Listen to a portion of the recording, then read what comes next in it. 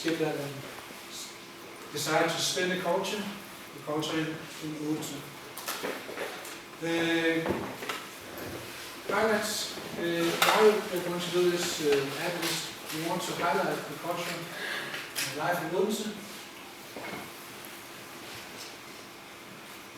We want to highlight the niche, the small sports scenes, maybe deities, the small things people doesn't usually see in the newspapers and stuff like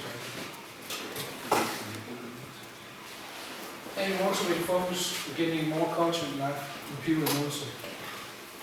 And the last one, yes, it's actually nothing like it.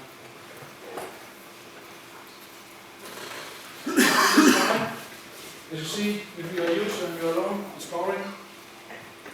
What's the culture? If you're friends, alone, it also needs culture.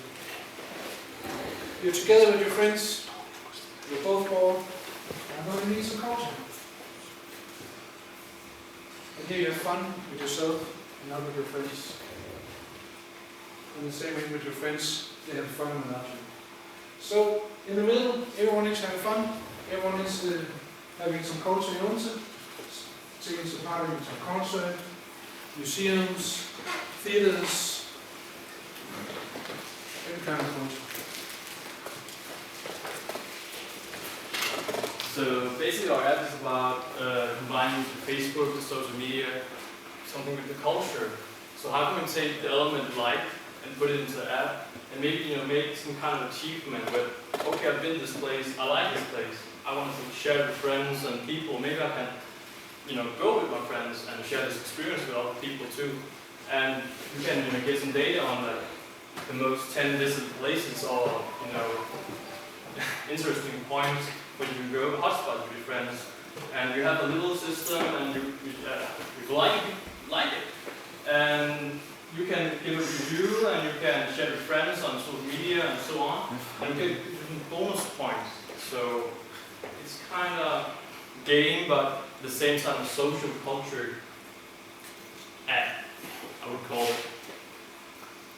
So, so how are we going to use the data, the existing data to implement in our app? So we're going to use the geostation to give some hotspot information, status, and deals, and all the kind of stuff who is relevant to cultural, and it could be like the database we built with a lot of stuff, and the public hotspots and different interesting points where you can go with your friends. And at the same time, you can track people, like what they like and how they went and which place they went afterwards, and maybe they dislike some place and maybe we fix this pattern in some way. So this is just a view of how the like is and the dislike. So no matter what, if you like or dislike, you don't need to dislike or like it. You can skip this step, but if you do this step, you get some points to your level and you get some achievement, and maybe you can redeem a coupon or get some free stuff or cheaper ticket to the theater or something like that. But okay, when you like something, you can add a comment or review, and you can use this to other people to look at this comment like, whoa, this is great, and I like this, and I can, trust him. It's true that it's cool stuff, and maybe, say, this is true, it's right, this is fun. And if you chose not to like it and to dislike it, you have the option to comment too, like, why didn't you like it? And the reason why we wanted to make it like this is because we want to improve the city. Like, how can we make a better experience for people who want to, know more about the culture and all the kind of stuff that people might, in the everyday not, be aware of what's going on in Odense. So the features basically the feeds, the like, track, the calendar, connect with other people, and devise maybe high score achievements. And the achievement could be some badges that you can like, hey, I got this newbie level, or advanced, or I got this, crown or something like awesome. Like I visit all the bars this week, or I complete all these challenges this week. And part of it is also, make groups, and you can follow people. Like I want to make you follow James, like whose party he went to, maybe he can put some reviews I can see it on my feed, and next time I will get a lot of suggestions, like where should I go next time. So we also implemented in the start, sorry, let's go back, a card. And this card is very important because this is kind of an interactive card that you can move around at the same time to know where you are or the place, and you can see different icons. So depending on the size of icons, you tell like the most likes. And people will, of course, open the icons who's biggest, and you will see a kind of non-space and reviews and maybe how many people visit this place and so on. Yeah. I don't think we have any more. Just a case. Yeah. Home, Friday night, you want to do something? Make sure you want to enjoy some culture. You start the app and immediately get a feed. Where is the closest culture near you? You can choose to search for certain things, museum, art, music. You can choose music, and there's a concert in Odense. Go to the concert and a fixed GPS location and a date and time. Register that you are at this concert. So you listen to the concert, you're having fun, you're going away and going home. You register that you are moving away from this GPS location.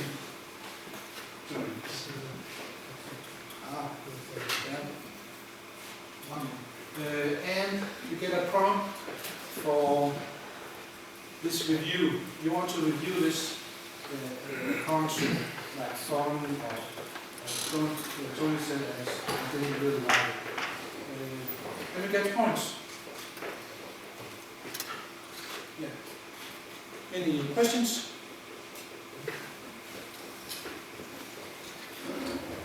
There are a number of there's a lot of these kind of style apps online. What do you see the greatest challenge for your app?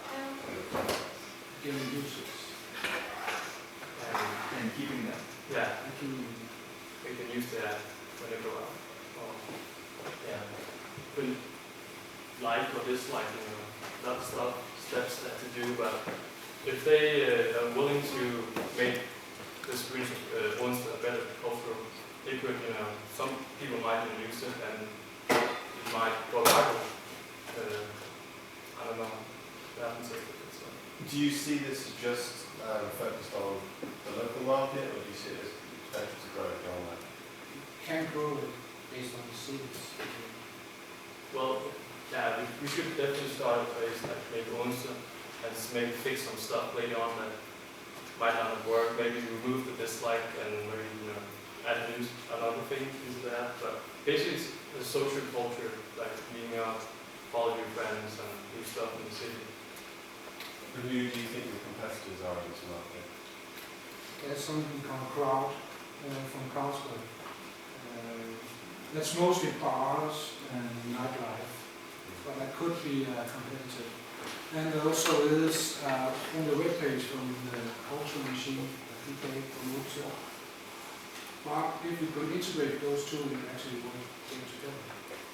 The difference is that you have the social media play a bigger part of this, and you have an achievement. They don't have that.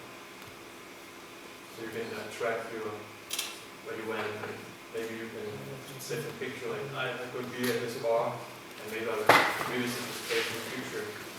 Something like that. Do you look at any other kind of competitors in this market these days? I think international or International, well, there's the Applab Odense, but they don't have these features that they have, these places we can go to, but they don't have focus point like you can go to this museum because there's an event They don't promote them. I don't know. Do you see this as being a collaboration with the cultural centres inside Odense? Then the question then is, how do you get those guys on board if people are actually voting on them? Converting to all hats. Because if people are saying, no, this is rubbish, don't go there, you need to be on board. How are you going to deal with that? Well, you will definitely, make some tests before you, launch it. And maybe, have, tested through a month with some certain people of different kinds and maybe make some personas and conclude that we should maybe focus on a specific segment in Odense instead of converting the whole city to this app. Like the crowd was more aimed at people wanting to go to nightlife and have good beers and drinks and find friends around the neighborhood while you're in the city. And what you kind of said already, but what is your ultimate aim for this? What's the success criteria? Success. Of course, people use this as a curve, but we want to increase, we want to make a better experience with the culture and make people more aware of the things that they might not know about the museum or something, concert that isn't very well promoting or something like that. Create, kind of like Facebook, you have this like and you have something like went viral. It's kind of the same concept, just with culture and Odense. Ultimately make people feel better about themselves, about the city.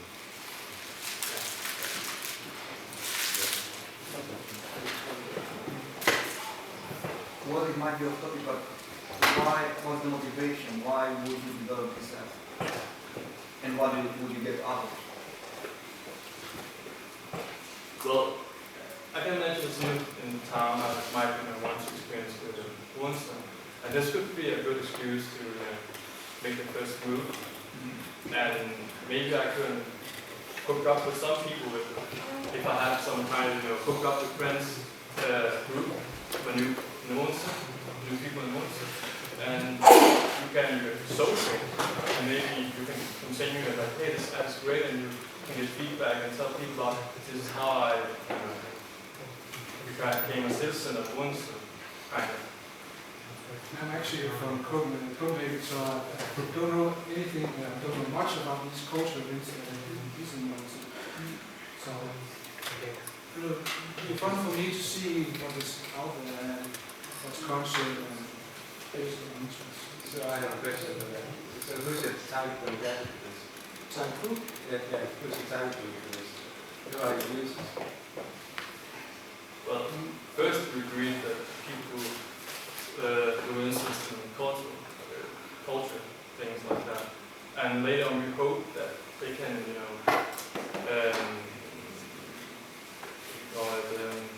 they can tell family and friends about it, and they can, join the ship and So it's for people from Odense?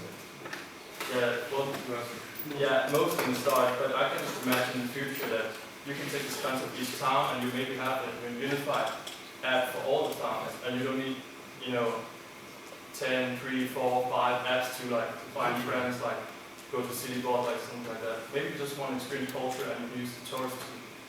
So it's kind of, depending how you want to use it. Friends or traveling or sightseeing.